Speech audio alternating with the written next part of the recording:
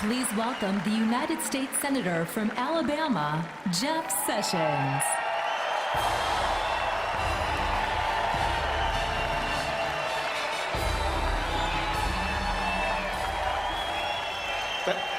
Thank you. Thank you so much, good friends. Thank you, Alabama. Speaking from this podium today is a long way from the rafter seats my wife and I had as college students in Miami in 1972, I gotta tell you.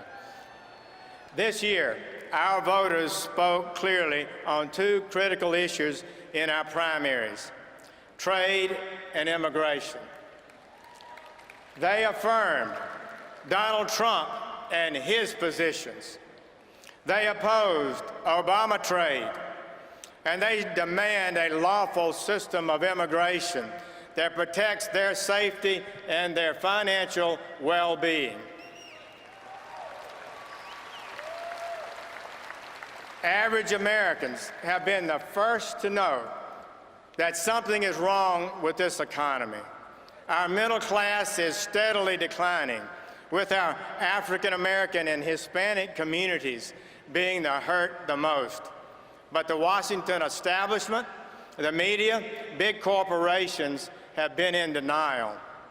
Fellow Republicans, we must understand that the incomes of middle-class Americans today are $4,000 less per year than in 1999.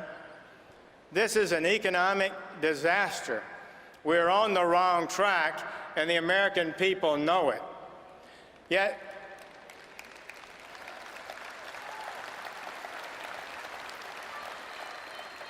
Hillary Clinton's plan is more of the same: more government, more taxes, more regulation, more illegal immigration, and more debt. She has been the champion of globalist trade agreements, but the facts are in, they have not worked for the American people. When those agreements were signed, President Clinton and Obama promised our dangerous trade deficits with China and Korea would be reduced. But the deficit with China has increased fivefold, and the deficit with Korea has more than doubled in just 4 years. These are job-killing numbers. Worst of all, they're now pushing the disastrous 5,000-page Obama trade, the Trans-Pacific Partnership Agreement. This must not happen. This election has also been about immigration. For 30 years, our good and decent people have rightly pleaded with their leaders for an end to the lawlessness and for sound immigration policies that are fair and advance the national interest. To this legitimate plea, our elites have responded with disdain, dismissal, and scorn. But is there anyone in America that does not understand that when we bring in more workers than we have jobs for, the job prospects and wages fall? Top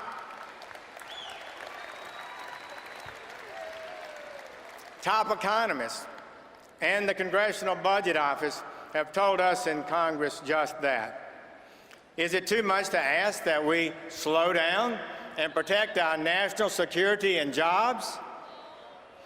We lawfully admit, friends, 1.1 million permanent residents annually to this country, more than any other country in the world, and they are, for the most part, wonderful new additions to our country.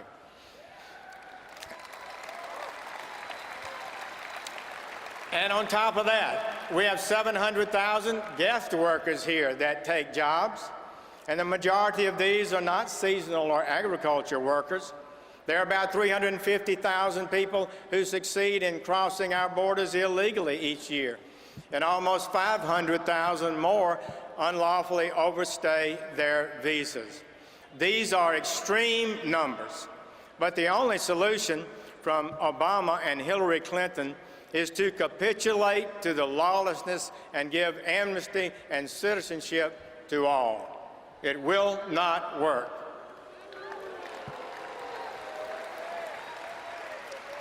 Understand this. From 2000 to 2014, while our existing population increased by millions, the number of jobs held by Americans actually declined. Amazingly, all the net job growth during that period went to immigrants. Combine that with the reality of efficient businesses, increased automation, and slow growth, the fact is we just don't have enough jobs being created now for the people who are here. Does this help to explain why our wages have fallen and why we have the lowest percentage of Americans actually holding a job in 40 years? Our duty as elected officials is to get our people jobs first. It cannot be our policy to take jobs from abroad while government support payments are used for those unemployed Americans. Bad trade deals, excess immigration floods the labor market, reducing job prospects and wages. Improper vetting places our nation at risk of terrorism. Remember, the president has the clear power to suspend immigration to protect America.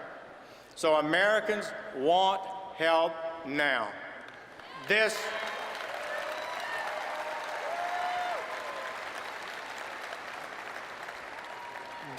election will make it happen.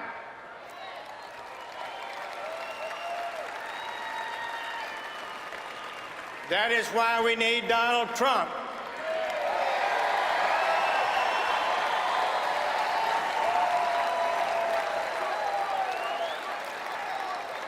Donald Trump is the leader who will bring change.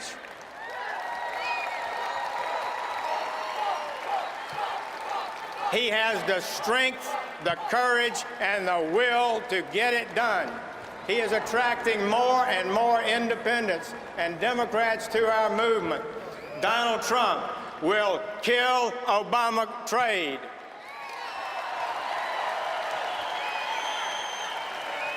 Donald Trump will build the wall.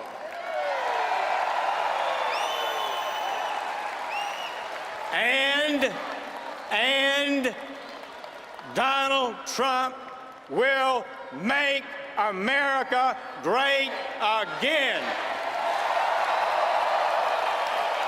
Thank you. God bless.